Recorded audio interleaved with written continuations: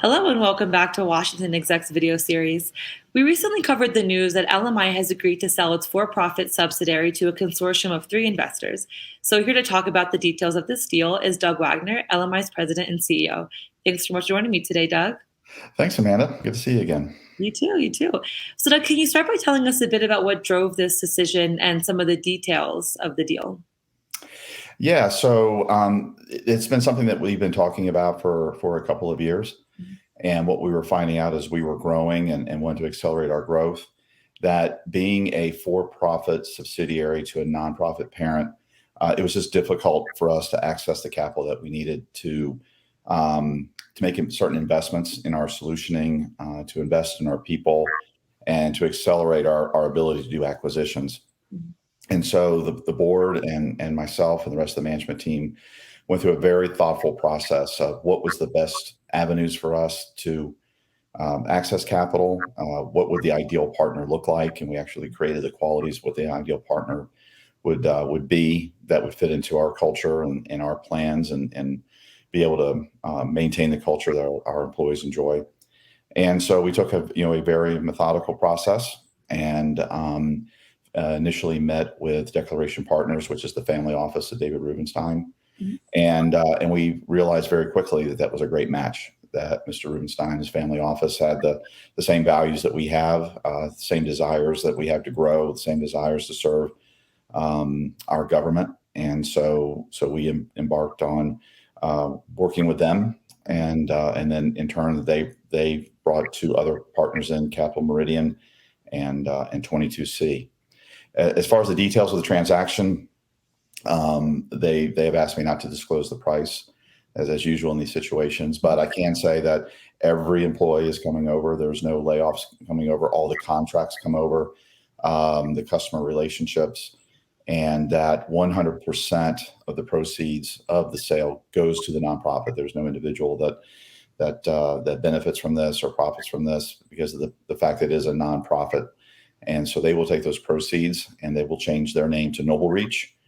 And what's interesting, and I think our chairman said it in our press release really well, that this is a force multiplier in that we will stay true to the original charter of LMI that's 61 years old, and that is to bring in technology to make government better and make it more efficient, especially in national security. And so now you're going to have two very large entities, very well funded, to be able to support the government from a nonprofit perspective and then from a for-profit perspective.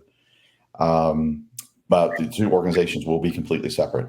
There may be opportunities for us to work together or team together, but both entities will treat each other as any other third party. So that's why it's exciting. It's a very unique type of transaction. You don't see a nonprofit doing this very often, and it says a lot about our board of directors and wanting to ensure that the 61-year heritage of LMI, which was founded by President Kennedy, continues. And that's going to continue through two organizations with very distinct approaches to the market. Awesome. Well, thanks for sharing those details with us. I'm curious as to the benefits in evolving and separating LMI and the NobleReach Foundation. Can you talk a bit more about that?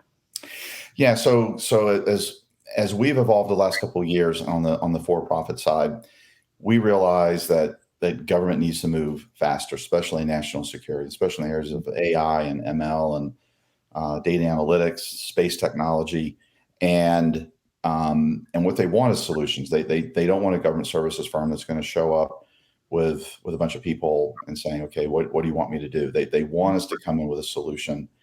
And that's what we've been doing the last couple of years, is taking a look at our customers, taking a look at their mission sets. We have phenomenal mission knowledge from our 60 years, and we'll come in and we'll develop a prototype and say, hey, here's what we think is a great solution, and then that starts an ideation process with them.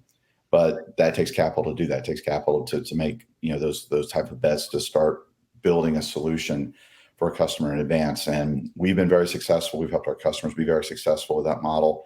And what we want to do is expand and accelerate that model. And that was one of the primary reasons for the need for capital But the other need, we also want to accelerate our growth. We are about 500 million, so we're right there with what we call the mid tier. Mhm. So there's days we compete against small companies under 100 million. Most days we compete against very large companies in the billions, the big publicly traded government services firms. And so we were on a path to what we called our 2025 strategy, which was to get to 750 million by 2025. And we were on path to do that, but we realized that we wanted to accelerate that and not just hit 750, but really move up into the top 20 services providers out there. Mhm. And again, to do that required access to capital that we were unable to access as a nonprofit through our nonprofit parent. All right. So, how will this new partnership with Declaration, Capital Meridian, and 22C better position LMI to support the mission of its government customers going forward? Well, as I mentioned, we were looking for the perfect partner. It's rare to find the perfect partner. We think that we did. What they bring is, of course, the capital, right? I mean, at the end of the day, that they bring that investment, but they bring a tremendous amount of knowledge of the government services space. This is not the first time they've been in the space.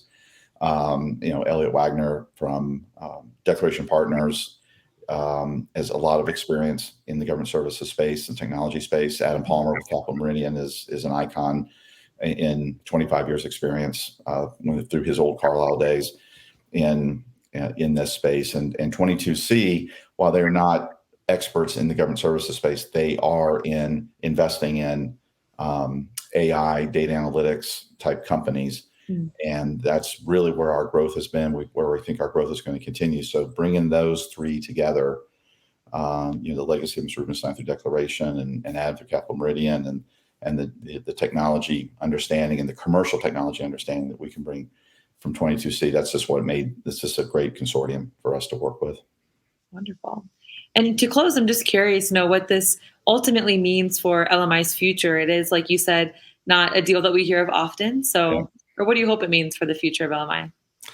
What I hope it means is we will be able to expand in the capabilities that we can provide now. Mhm. We do want to grow disproportionately in space and in intelligence, and so we'll be able to do that through acquisition and market access.